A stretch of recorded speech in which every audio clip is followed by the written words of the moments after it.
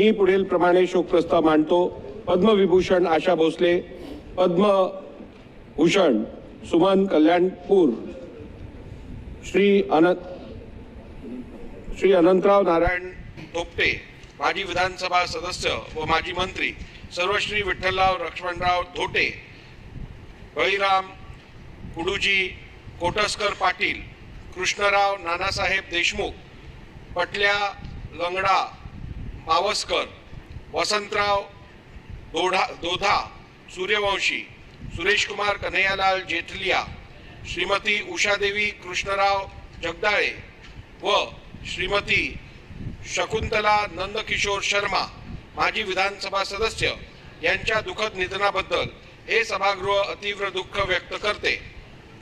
पद्मविभूषण आशा भोसले यांचा जन्म 8 सप्टेंबर 1933 रोजी सांगली येथे झाला। पंडित दीनदयाल मंगेशकर यांच्या संगीताचा वारसा घेऊन जन्माला आलेल्या मंगेशकर भावंडे ही भारताच्या आणि मराठी लालाटीचे वैभव आहे। आशा भोसले या पंचरत्नापैकी एक होत्या। दैवी स्वरांचे चांदणे पेरून 8 दशकांहून अधिक काळ रसिकांच्या हृदया सिंहासनावर अधिराज्य गाजवणाऱ्या अलौकिक प्रतिभेच्या त्या महान गायिका होत्या। बहुमुखी प्रतिभा आणि अलौकिक स्वरांची देणगी त्यांना लाभली होती। त्यांच्या अनेक दशकांच्या विलक्षण संगीत प्रवासाने देशाच्या आणि महाराष्ट्राच्या सांस्कृतिक वारसा समृद्ध झाला आहे।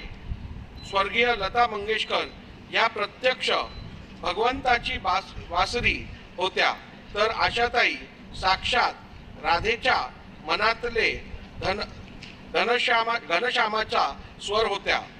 सतत काळाबरोबर राहण्याची हातोटी, नवनवीन गोष्टी आत्मसात करण्याची वृत्ती, उत्तम विनोदबुद्धी आणि गाण्याचा ध्यास ही आशाताईंच्या सदस्तेज व्यक्तिमत्वाची वैशिष्ट्ये होती।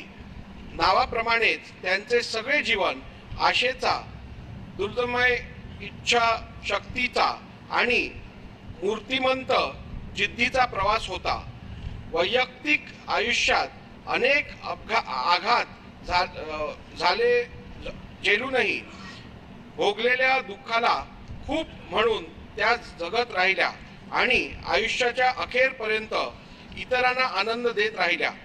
कैलासवासी आशा भोसले यांचा सुरानी अभंगातील ओतप्रोत भक्ती, प्रेमगीतातील अनुराग, श्रृंगार गीतातील मधुराळ मादकता, विरह गीतातील दुखरी वेदना, उडत्या गाण्यातील खट्याळपणा आणि बिनधास्तपणा या समस्त भावना कोट्यावधी गान रसिकांच्या हृदयापर्यंत पोहोचविल्या। 1943 मध्ये माझं बाळ या चित्रपटातून दत्ता डावजेकर यांच्या संगीताने सुरू झालेल्या आशाताईंचा संगीत प्रवास तब्बल 12,000हून अधिक गाणी गाऊन थांबला। तब्बल 20 भाषातील गाणी त्यांनी गायली। शास्त्रीय संगीताचा गंभीर्यपूर्वक पाया ढळू न देता त्यांनी सुगम संगीतातील भाव आणि ठसा सहजतेने पेलला। त्यांच्या स्वरात असलेली विधुलता ही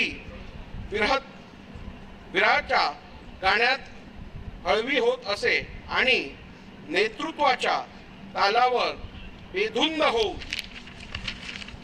बसत असे। बालगीतापासून ते पॉप पर्यंत आणि नाट्यगीतापासून ते लावण्यांपर्यंत असे वैविध्यपूर्ण शब्दांचे हृदयरूप त्यांनी आपल्या स्वरातून दाखविले। कैलासवासी आशा भोसले यांनी भारतीय संगीत क्षेत्रात दिलेली योगदान अतुलनीय आहे। त्यांना अनेक पुरस्कारांनी गौरवण्यात आले आहे। भारत सरकारने त्यांना पद्मविभूषण पुरस्कार प्रदान केला आहे। महाराष्ट्र शासनाने महाराष्ट्र भूषण पुरस्कार देऊन त्यांच्या यथोचित सन्मान केला आहे। भारतीय चित्रपट सृष्टीतील सर्वोच्च दादासाहेब फाळके पुरस्कार त्यांना प्राप्त झाला आहे। अशा या असामान्य, महान, अद्वितीय आणि जगभरातील संगीत प्रेमींच्या मनावर गेले 8 दशके अधिराज्य गाजविणाऱ्या स्वर सम्राज्ञीचे रविवार दिनांक 12 एप्रिल 2026 रोजी दुःखद निधन झाले। कैलासवासी